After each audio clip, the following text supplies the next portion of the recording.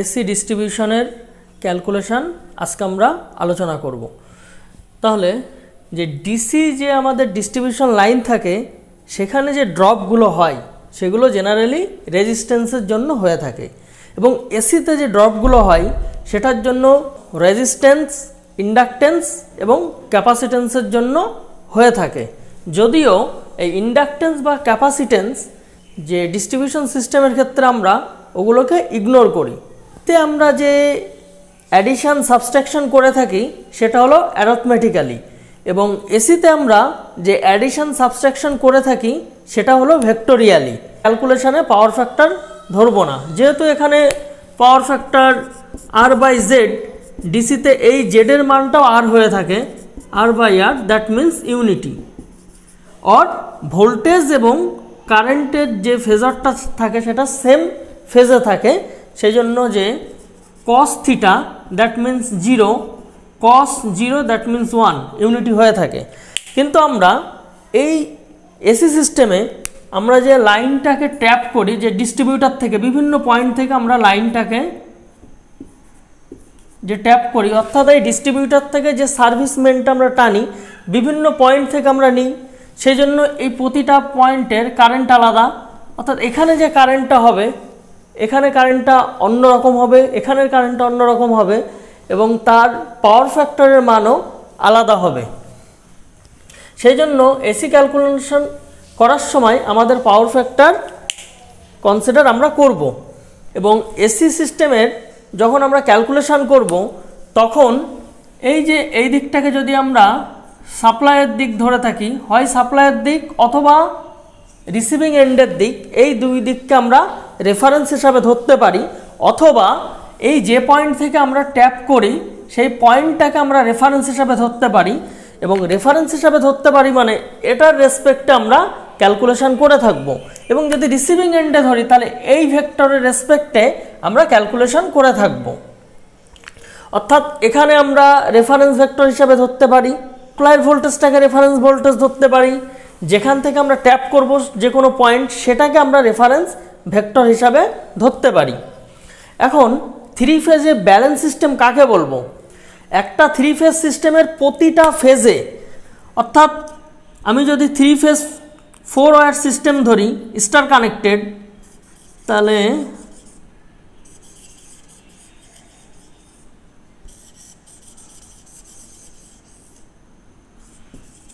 আর Y B এটা neutral point.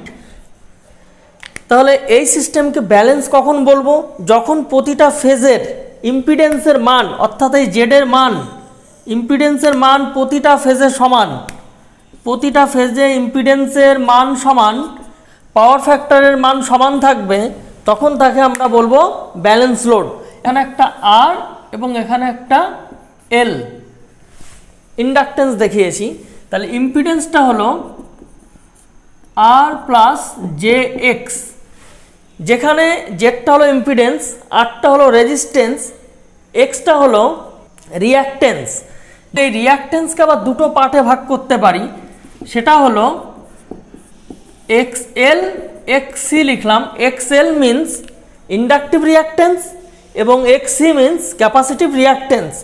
যেহেতু distribution লাইনটা শর্ট ট্রান্সমিশন লাইনের ভিতরে পড়ে, সেহেতু আমরা জানি যে ক্যাপাসিটারের মানটা ইগনোর করি এবং ইন্ডাকটিভ রিঅ্যাকটেন্সের মানটা আমরা কনসিডার করি, যদিও সেই মানটাও খুব কম থাকে,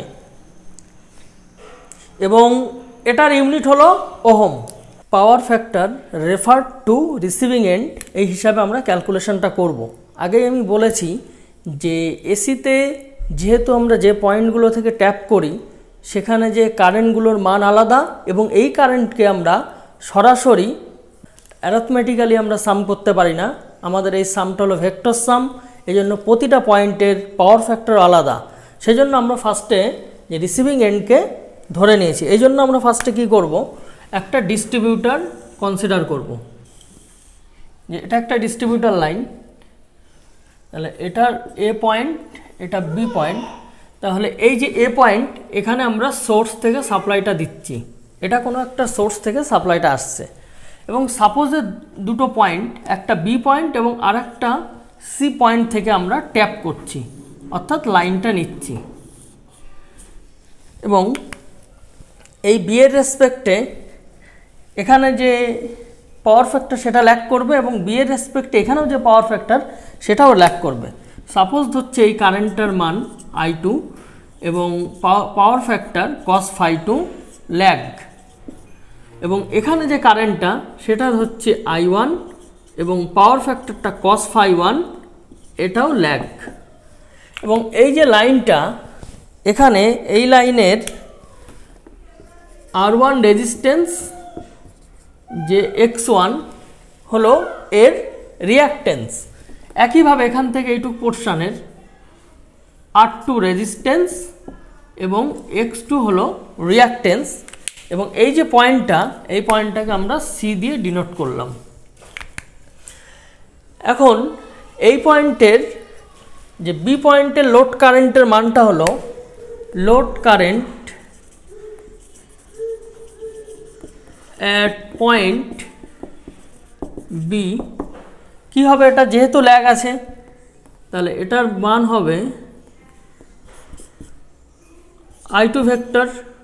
তাহলে I2 ভেক্টরকে যেহেতু ল্যাগ আছে তাহলে আমরা এইভাবে লিখতে পারি I2 অ্যাট দ্য অ্যাঙ্গেল, এটা কি আছে phi2, তাহলে এই phi2-র আগে মাইনাস হবে না প্লাস হবে, এটা হবে মাইনাস। তার কারণ হলো যেহেতু এখানে আমরা ল্যাগ বলেছি, অর্থাৎ ল্যাগিং করছে। তাহলে এটাকে যদি আমরা স্প্রেড করি তাহলে কীরকম পাবো, I2 এরকম থাকলে আমি বলেছি কীরকম হয়, cos phi2 minus J sign phi2। একইভাবে লোড পয়েন্ট অ্যাট সিতে যে লোড কারেন্টটা পাবো সেটার মান কি হবে, সেটার মান হবে I1 ভেক্টর সমান I1 অ্যাট দ্য অ্যাঙ্গেল, এটাও কি হবে অ্যাঙ্গেলটা মাইনাস phi1, যেহেতু ল্যাগিং করছে। তাহলে এটাকেও যদি আমরা ভেঙে দিই কীরকম পাবো, I1 cos phi1 minus J sign phi1। এখন এই যে কারেন্টটা I2 কারেন্ট, তাহলে এর ভিতর দিয়ে যে কারেন্টটা যাবে সিবির ভিতর দিয়ে সেটাই I2 কারেন্ট হবে। এই সিবি এর ভিতরে যে কারেন্টটা যাবে সেম কারেন্ট এখান দিয়ে ফ্লো হবে। তাহলে এটা সমান আমরা লিখতে পারি যে ICB কারেন্ট। একইভাবে এই যে I1 কারেন্টটা এর ভিতর দিয়ে ফ্লো হচ্ছে, এবং এই যে কারেন্টটা এই সি পয়েন্টে যদি আমরা নোডাল অ্যানালিসিস কনসিডার করি তাহলে এখান থেকে যে কারেন্টটা এর ভিতর দিয়ে আসছে এবং এই যে কারেন্টটা, এই দুটো সাম আপ হবে এই কারেন্টটা, অর্থাৎ আমরা লিখতে পারি যে আইএসি কারেন্ট সমান কি হবে, sum of I1 current plus I2 current. এটা কিন্তু বলে রাখি, এটা কিন্তু নর্মাল সাম নয়। নর্মাল সাম হলে এখানে 2 আর 4 থাকলে 6 হতো, কিন্তু এখানে যে আমরা সাম আপটা করবো সেটা ভেক্টোরিয়ালি, অর্থাৎ ভেক্টর অ্যালজেব্রার যে নিয়ম আছে সেই নিয়মটা এখানে ফলো হবে। তাহলে এখানে I1 এর পরিবর্তে আমরা কি পেয়েছি, I1 এর পরিবর্তে পেয়েছি I1 cos phi1 minus J sign phi1, এবং I2 ভেক্টর যে কারেন্ট সেটার পরিবর্তে আমরা কি লিখতে পারি যে I2 cos phi2 minus J sign phi2 আমরা লিখতে পারি। তাহলে এসি সিস্টেমের ক্ষেত্রে ওহমস ল এর ফর্মুলাটা কীরকম হয়ে থাকে, ভি ভেক্টর সমান আই জেড ভেক্টর। তাহলে এখানে যে ড্রপটা হবে এই সিবি সেকশানে, তাহলে সেটা কি হবে, ভি সিবি ভেক্টর সমান আই সিবি, এবং এখানে যে ইম্পিডেন্সটা জেড সিবি, তাহলে আইসিবির মানটা কত, এই I2 কারেন্টের মানটা, দ্যাট মিন্স এই কারেন্টের মানটা। তাহলে এটা আমরা পুট করব I2 cos phi2 minus J sign phi2, তাহলে এটার সঙ্গে মাল্টিপ্লাই হিসাবে কে আছে, জেড সিবি। তাহলে জেড সিবি মিন্স এই মানটা, তাহলে সেটা হলো R2 প্লাস জে X2, এই মানটা হবে। সিমিলার ওয়েতে আমরা এসি ভিএসির মান বার করব। ভিএসি, তাহলে এটা সমান কি হবে, এটা সমান এই কারেন্টটা I1 কারেন্ট I2 কারেন্ট, যেহেতু এখানে এই লাইনে কারেন্টটা কি, এই দুটো কারেন্টের সাম আপ, তাহলে কারেন্ট হলো তার সঙ্গে এখানকার যে ইম্পিডেন্স ZAC এটা হবে, এবং I1 I2-র পরিবর্তে আমরা এই মানগুলো বসিয়ে দিতে পারি যেগুলো আছে, এবং ZAC-র পরিবর্তে আমরা বসিয়ে দিতে পারি ZAC-র যে মানটা দেওয়া আছে, অর্থাৎ R1 প্লাস JX1। তাহলে এই মানটা আমরা এখন পুট করছি। তাহলে I1 এর মান কত আছে এখানে আমাদের, I1 cos phi1 minus J sin phi1, এবং তার সঙ্গে সাম আছে কত, I2 cos phi2 minus J sin phi2, এবং এটা আমি থার্ড ব্র্যাকেটে লিখেছি। তাহলে এটা পুরোটার সঙ্গে কে মাল্টিপ্লাই আছে, R1 প্লাস JX1, এটার সঙ্গে মাল্টিপ্লাই হিসাবে আছে। তাহলে সেন্ডিং এন্ড কারেন্টের মান কত হবে, সেন্ডিং এন্ড কারেন্ট এই যে কারেন্টের মানটা সেটা কি হবে, I1 কারেন্ট প্লাস I2 কারেন্টের সাম আপ হবে। এখন সেন্ডিং এন্ড যে ভোল্টেজ সেটার মান কি হবে, এই সেকশানে ভোল্টেজ ড্রপ সঙ্গে এই সেকশনটার ভোল্টেজ ড্রপ এবং এখানকার এই ভোল্টেজটা, এই তিনটে ভোল্টেজের সাম আপ করলেই আমরা পাবো। তাহলে সেই মানটা হবে সেন্ডিং এন্ড ভোল্টেজ, এটাকে আমি VS দিয়ে লিখলাম। তাহলে সেটা কি হবে, VAC এখানকার ভোল্টেজ ড্রপটা প্লাস VCB এই ভোল্টেজ ড্রপটা প্লাস VB এই ভোল্টেজ ড্রপটা। এই এখন আমরা এই VBটাকে রেফারেন্স ফেজর ধরেছি। তাহলে VBর রেসপেক্টে যে বি পয়েন্ট থেকে কারেন্ট এনেছিলাম সেটা নিচের দিকে হবে, এবং সেই অ্যাঙ্গেলটা হবে phi2 যেহেতু এটা ল্যাগ করেছে, এবং একইভাবে I1 কারেন্টটা এদিকে হবে এবং এটাও ল্যাগ করেছে, সেটার পরিমাণ হলো phi1। এখন এটার যে টোটাল সাম কারেন্ট যেটা সাম আপ করবো সেটার জন্য কি করতে হবে, এখান থেকে এই লাইনের এখান থেকে প্যারালালে ড্র করব এবং এটার প্যারালালে এখান থেকে ড্র করব, এবং এদের যে রেজাল্ট্যান্ট, এই যে রেজাল্ট্যান্ট এটা হবে এদের ভেক্টর সাম, সেটা হলো IAC। যেহেতু আমরা আগে দেখেছি যে IAC কারেন্ট সমান I1 কারেন্টের এবং I2 কারেন্টের ভেক্টর সাম।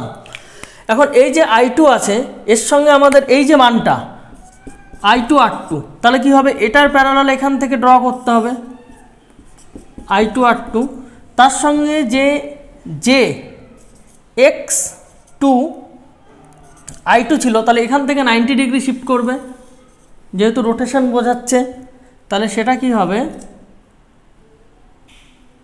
X2 I2, এবং এদের রেজাল্ট্যান্টটাই হবে এই দুটোর ভোল্টেজ সাম VCB। তখন যে VAC ড্রপটা হবে, VAC অর্থাৎ প্রথম সেকশনের ড্রপটা ওটা কী ছিল, যে IAC এবং ZAC এরকম ছিল, VAC সমান IAC ইন্টু ZAC, এটা সমান VAC। তাহলে এখান থেকে এই যে IACর প্যারালালে আমরা একটা লাইন ড্র করব, এটা হলো IAC R1, অর্থাৎ IAC R1 এর ড্রপটা এই যে IAC ছিল এটার প্যারালালে থাকবে, এবং এর রেসপেক্টে এই যে মানটা ছিল আমাদের IAC X1 এই ড্রপটা এইদিকে হবে। এখন এদের যদি আমরা রেজাল্ট্যান্ট নিই এটাই হবে আমাদের VAC। এখন আমরা ফাইনালি যে ভোল্টেজটা দেখেছিলাম, অর্থাৎ ফাইনালি যে সেন্ডিং এন্ডের ভোল্টেজ সেটা কি ছিল, VB ভোল্টেজের ভেক্টর VAC প্লাস VCB, এটা আমরা পেয়েছি VB, তার সঙ্গে আমরা এটা পেয়েছি VAC এবং VCB। তাহলে এটার যদি আমরা রেজাল্ট্যান্ট ড্র করি, এই যে ভোল্টেজটা পাবো সেটা VS। তাহলে এই VS সমান কি আমরা পাবো, VB vector plus VCB plus VAC। তাহলে আমি আরেকবার রিপিট করছি, ভিবিকে আমি রেফারেন্স ভোল্টেজ নিয়েছি, তার রেসপেক্টে I2টা নিচের দিকে ড্র করতে হবে, যেহেতু ল্যাগিং কতটা নিচের দিকে অ্যাঙ্গেল করতে হবে φ2। একইভাবে I1ও ল্যাগ করছে, সেটাকেও নিচের দিকে ড্র করেছি এবং তাদের রেজাল্ট্যান্টটা IC ড্র করেছি। এবং I2 R2 এই ড্রপটা অবশ্যই R2-র প্যারালালে থাকবে। আমরা যেহেতু জানি একটা প্লেনে যে কোনো একটা ভেক্টরকে তার প্যারালালে রিপ্রেজেন্ট করতে পারি। এবং একইভাবে I2 X2 এটা এখান থেকে 90 ডিগ্রি শিফট করবে, যেহেতু ওখানে একটা জে টার্ম আছে, এবং এদের রেজাল্ট্যান্টটাই হবে VCB সেকশনের ভোল্টেজ ড্রপটা। একইভাবে ISC R1 এর যে ড্রপটা সেটাই ICর প্যারালালেই আমাদের ড্র করতে হবে, যেহেতু জে আছে সেজন্য 90 ডিগ্রি শিফট করেছে, এবং এদের রেজাল্ট্যান্ট হবে VAC। এবং এই VS থেকে IS এই যে অ্যাঙ্গেলটা, এটাকেই আমরা লিখছি φS or sending and angle, এবং এই অ্যাঙ্গেলটাকে আমরা লিখছি theta, angle between VB and VS। এখন আমরা যে পাওয়ার ফ্যাক্টর যেটা আমরা কনসিডার করব সেটা রেসপেক্টিভ লোডের ক্ষেত্রে, অর্থাৎ এই যে ডিস্ট্রিবিউটর লাইন, তাহলে এর রেসপেক্টে পাওয়ার ফ্যাক্টর হবে B পয়েন্টের রেসপেক্টে এবং C পয়েন্টের রেসপেক্টে। অর্থাৎ B পয়েন্টের রেসপেক্টের এই ক্ষেত্রে এই যে φ2 অ্যাঙ্গেল আছে, তাহলে φ2 অ্যাঙ্গেলটা হবে VB এবং I2-র ভিতরের অ্যাঙ্গেলটা। একইভাবে এই যে C পয়েন্ট আছে, তাহলে এখানে যে φ1 অ্যাঙ্গেলটা এটা কিসের রেসপেক্টে হবে, এই পয়েন্টটা দেখব, এই পয়েন্টের ভোল্টেজ VC এবং কারেন্ট I1, তাহলে VC I1 এর ভিতরে হবে। C পয়েন্টের ভোল্টেজটা হবে B পয়েন্টের ভোল্টেজ এবং এই যে ডিস্ট্রিবিউটার এই সেকশনটার যে ড্রপ সেটার সাম হবে, অর্থাৎ VC সমান VB plus I2 R2 plus JX2। তাহলে ফার্স্টে আমরা VB কে রেফারেন্স ফেজর ধরবো। তাহলে এর রেসপেক্টে φ2টা ল্যাগ করছে, তাহলে এটা φ2 হবে এবং এটা হবে I2। কিন্তু এখন আমরা যে I1 আছে এর রেসপেক্টে φ1 এখানে আমরা দেখাতে পারবো না। সাপোজ এখানে যদি আগে যেরকম করেছিলাম, এখানে I1 দেখাতে পারবো না এর রেসপেক্টে, তার কারণ এখন কিন্তু এই যে φ1 অ্যাঙ্গেলটা অ্যাঙ্গেল বিটুইন VB I1 নয়, অ্যাঙ্গেল বিটুইন VC I1, সেজন্য এটা আমরা করতে পারবো না। এখন এখান থেকে I2 R2 যে ড্রপটা হবে সেটা এইভাবে এর প্যারালালে ড্র করতে হবে, I2 R2 এর প্যারালালে, যেহেতু যে কোনো একটা ভেক্টরকে আমরা প্যারালালি রিপ্রেজেন্ট করতে পারি। এবং এটা হবে I2 X2, যেহেতু জে টার্ম আছে, এবং এদের যদি আমরা সামটা নিই, অর্থাৎ এটার যদি আমরা ভেক্টর সাম করি, সেটাই হবে আমাদের এই ড্রপটা VCB। এখন VCটা হলো যে VCটা সেটা হলো VB এবং VCর ভেক্টর সাম। তাহলে এখান থেকে যদি আমরা এদের একটা রেজাল্ট্যান্ট টানি সেটা VC, তাহলে এটা VC হবে। তাহলে এই ভোল্টেজটা VC। এখন এর সঙ্গে আমাদের এই যে অ্যাঙ্গেলটা ড্র করব আমরা, এখন আমরা এখান থেকে I1 কারেন্ট ফেজরটাকে দেখালাম এবং এদের ভিতরে যে অ্যাঙ্গেলটা এটাই হবে φ1, অর্থাৎ angle between VC and I1। এখন আমরা এই ভিতরে যে অ্যাঙ্গেলটা, এই অ্যাঙ্গেলটাকে আমরা আলফা ধরলাম। তাহলে I1 কারেন্টকে আমরা কিভাবে লিখতে পারি, যে I1 কারেন্টকে আমরা লিখতে পারি মাইনাস φ1। তাহলে এটা কিসের রেসপেক্টে, উইথ রেসপেক্ট টু VC। এখন যদি আমরা এটাকেই যদি আমরা VBর রেসপেক্টে করতে চাই, তাহলে কি হবে, I1 কারেন্ট সমান I1 minus φ1 minus alpha with respect to VB। তাহলে এখানে আমরা ব্যাপারটা বুঝে নিই কেন এরকম করলাম। এখান থেকে টোটাল অ্যাঙ্গেলটা যে অ্যাঙ্গেলটা সেটা হলো φ1। সাপোজ এই φ1 অ্যাঙ্গেলটাকে আমি ধরছি, φ1 অ্যাঙ্গেলটাকে ধরছি 60 ডিগ্রি। এখন এই ভিতরে যে অ্যাঙ্গেলটা এইটুকু যে আলফা, এটাকে আমরা ধরলাম 15 ডিগ্রি।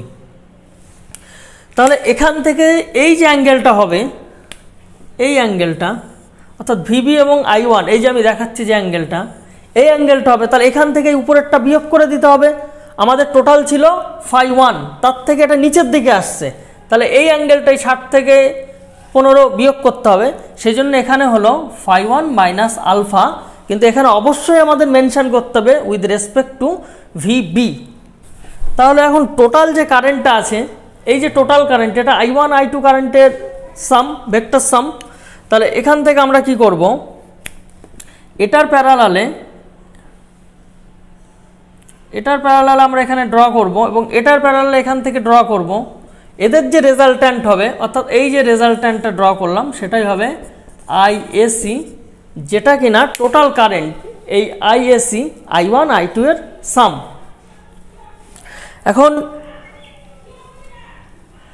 এখন এই যে এসি যে ড্রপটা হবে এসিতে, সেটা কি হবে, এর প্যারালালে ড্র করতে হবে IAC। তাহলে এখান থেকে এই পয়েন্ট থেকে আমরা IACর প্যারালালে ড্র করব। তাহলে এখান থেকে এর প্যারালালে আমরা ড্র করলাম, সেটাকে আমরা লিখছি IAC R1, 90 ডিগ্রি শিফট করবে, সেটা হলো IAC X1, এরকম হবে এটা। এবং এদের যে সাম করলে সেটা হবে VAC। এখন এই পয়েন্টের ভোল্টেজটা, ভোল্টেজ অ্যাট পয়েন্ট VA, সেটা সমান হবে voltage at point VA, voltage at point A, এটা হবে VB-তে যে ড্রপ সেটা, তার সঙ্গে VAC ড্রপ প্লাস VCBA-তে যে ড্রপটা হবে সেটা। তাহলে আমরা VB পেয়ে গেছি, VCB পেয়েছি, এখন VAC পেয়ে গেলাম। তাহলে এটার যদি আমরা রেজাল্ট্যান্ট নিই, সেটাই আমরা পাবো এই টোটাল ভোল্টেজ।